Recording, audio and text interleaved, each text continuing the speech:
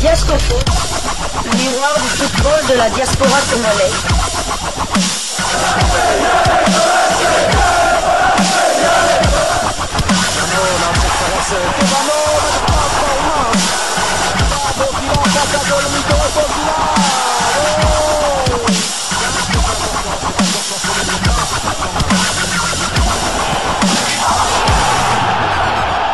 Diascofoot, le miroir du football de la diaspora congolaise.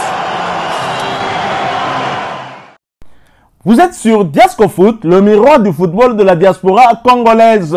Diascofoot vous dit bonjour, tout le plaisir est pour nous de vous retrouver, mais surtout de savoir que vous êtes nombreux en train de suivre votre chaîne YouTube dédiée uniquement aux footballeurs de la diaspora congolaise.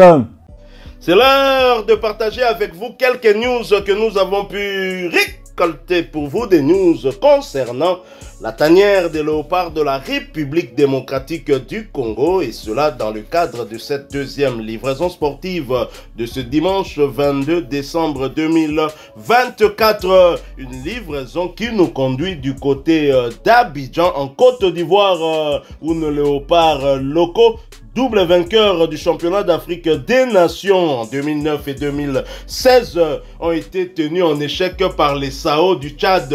C'était un but partout hier, samedi 21 décembre 2024, au stade Alassane Ouattara d'Ibimpe à Abidjan, pour le compte du match aller des éliminatoires du CHAN 2025.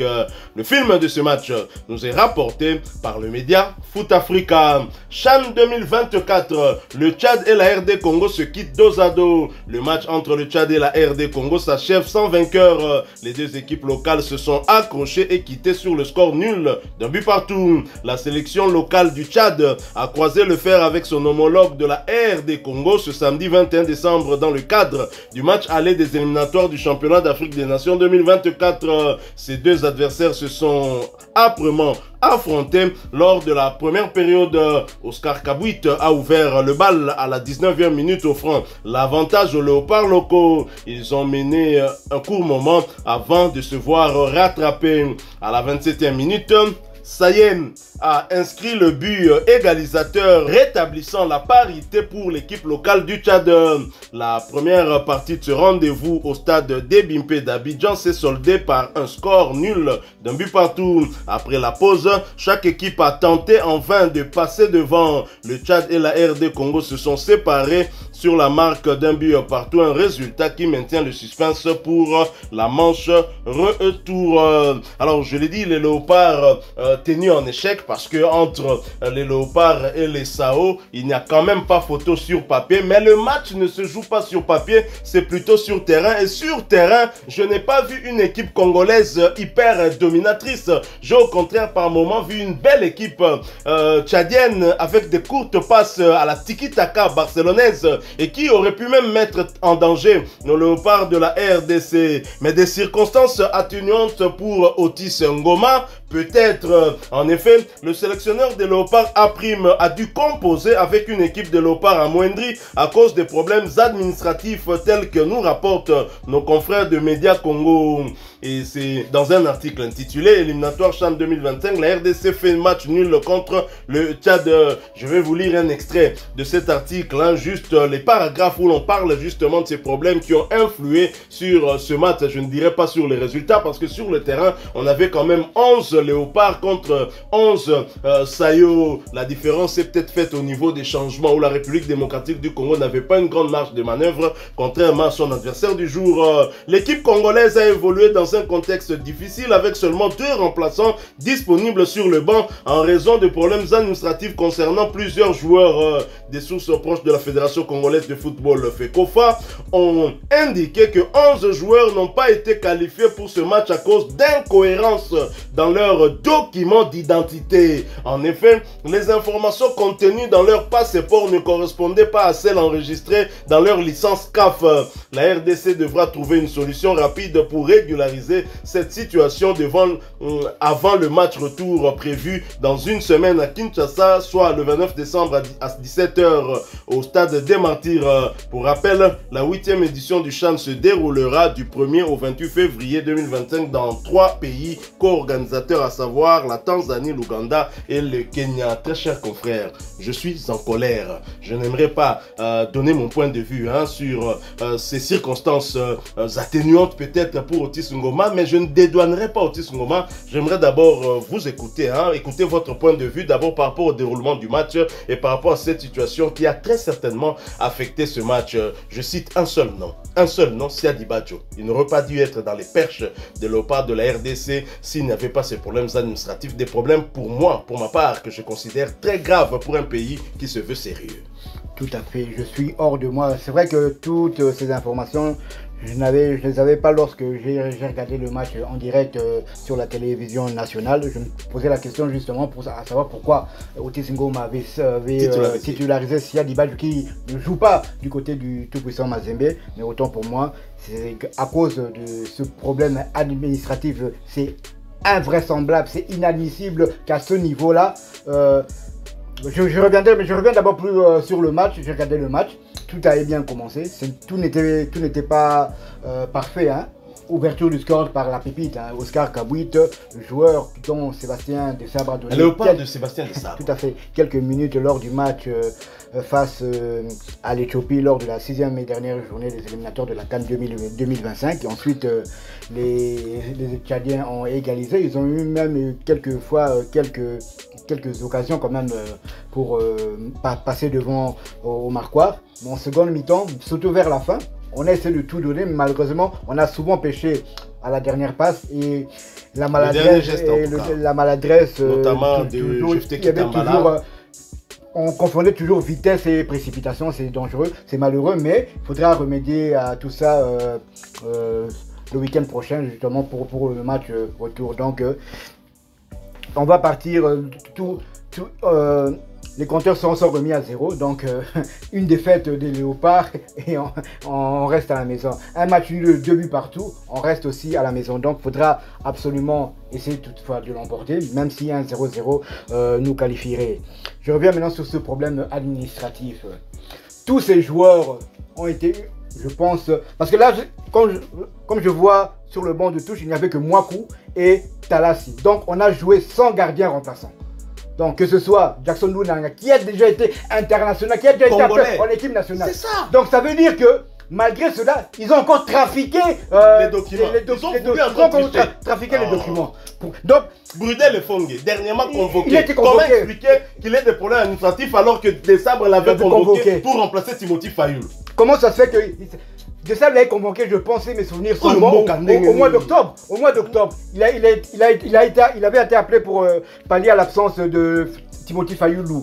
Mais comment ça se fait que 2 mois plus tard, il y ait un problème administratif? Ça veut dire qu'on lui a fait une nouvelle licence ou bien un nouveau passeport avec une nouvelle identité. Ce n'est pas normal. On ne retient toujours pas les leçons des Chancel Mbemba et d'autres joueurs. C'est pas normal qu'à ce niveau, imaginez maintenant que si on avait aligné ces joueurs-là, imaginez le forfait qu'on allait recevoir. Donc c'est vraiment malheureux. Maintenant, je ne vois pas par quel miracle ces joueurs pourront encore être sélectionnés pour le match retour se joue dans une semaine. Le délai est tellement court. Il faudra pallier à cette absence et trouver des nouveaux joueurs, des joueurs maintenant qui ont la même date de naissance que ceux dans le passeport et dans leur licence. C'est bien triste, c'est bien dommage.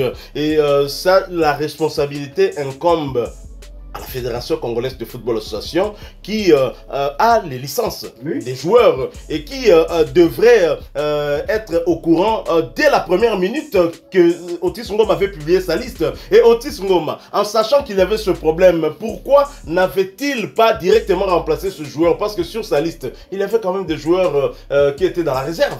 Et pourquoi ces joueurs-là n'ont-ils pas directement remplacé ceux qui posent problème? Pourquoi? Peut-être que les joueurs de ceux-là aussi. Peut-être que les joueurs de réserve ont aussi un problème. Non, ce pays, il faut à un moment à sérieux. Voilà pourquoi nous en appelons encore à la CAF qui nous a imposé ce Connor, ce fameux Connor.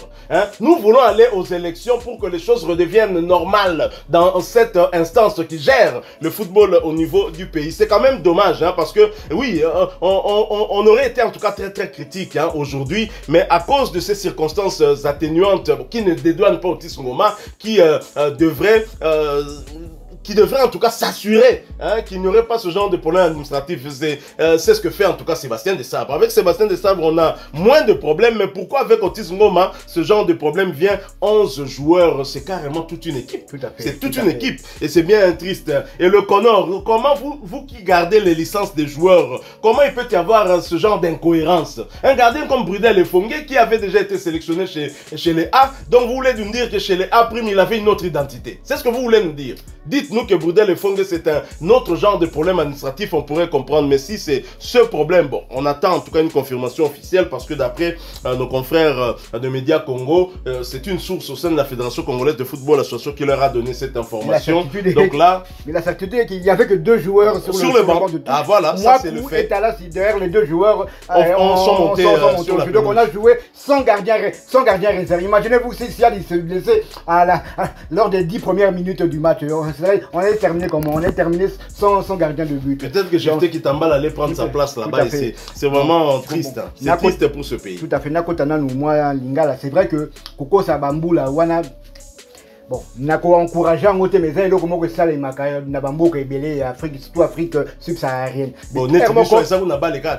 Tout à fait. C'est systématique. Mais tout ça on peut bien. Tout ça on bien. Comment joueur moko licence naeza âge par exemple à Botam na 2000. Pas bosser les passeports il y a 2005. Donc vous voyez na licence na passeport mais deux âges. Tout ça attends moi maïre. Incohérence même dans l'Okuta. Ozo ça déjà c'est quoi incohérence hein? Tous à la quand même moi sérieux, c'est triste. Mais bon, je dirais quand même à la fin au regard, hein, ceux qui ont suivi les matchs ont vu quand même qu'il y avait en face une belle équipe tchadienne qui savait réagir. Hein. Cette équipe-là, si elle était réaliste, elle aurait pu aussi nous mettre vraiment en difficulté et remporter même ce match. Alors je dis félicitations quand même à nos joueurs hein, qui ont su éviter le pire. Et surtout ce but marqué à l'extérieur pourra toujours compter si vous faites un match nul des 0 buts partout. Et oui, parce qu'en Afrique, le but marqué à l'extérieur compte toujours. Ce n'est plus le cas du côté de l'Europe, mais pas chez nous. Donc voilà, partagez avec nous en commentaire hein, votre point de vue. Hein, Corneille Tanfoum, commentaire hein, sur cette situation. Laissez-nous en tout cas votre point de vue. Mokondi Ndembo vient parler. Hein, trouvez-vous normal que la République démocratique du Congo joue 111 de ces joueurs parmi lesquels il y avait des meilleurs, hein, notamment le gardien Brudel Efongue qui aurait sans doute été titularisé sur le gardien titulaire de Maniema Union et qui joue la Champions League. Hein, et qui n'a pas encore perdu avec son équipe dans cette compétition et je pense même qu'il n'a même pas encore encaissé 2 buts hein, dans un match. Et donc c'est un gardien qui aurait été dans les perches de la RDC et donc ça nous aurait évité ce but bête encaissé par Siadi Badjo. Siadi Badjo, merci quand même. Aux Arano, on a battu de jeter, mais aux Aki, on a quand même pour aider. En fait, tu as regardé la choix. Nga, c'est le cas qui m'a cassé. Tu as moni aussi à dire non bon beloté. Nga, c'est plan, nga ne yambel na ote depuis Darin Club monté ma pembe po na yeba depuis époque wana. Oh nyo se ya après talingate. So oza meilleur, so posa na omboa, je ne dis pas qu'on boit, mais dans l'équipe nationale, on a besoin des meilleurs. Et pour moi, tu n'en es pas vraiment un. Hein? Continuez qu'à retravailler, peut-être qu'au coma. Voilà, hein? Si vous êtes nouveau sur cette chaîne Diasco Foot, abonnez-vous. N'oubliez pas d'activer la petite cloche de notification, histoire de ne plus rien manquer des prochains sujets que nous allons vous proposer. Encore une fois, merci à vous, avec espoir de vous retrouver bientôt dans un autre sujet d'actualité. Mais en attendant, portez-vous bien. Et Diasco Foot vous dit au revoir. Ouais.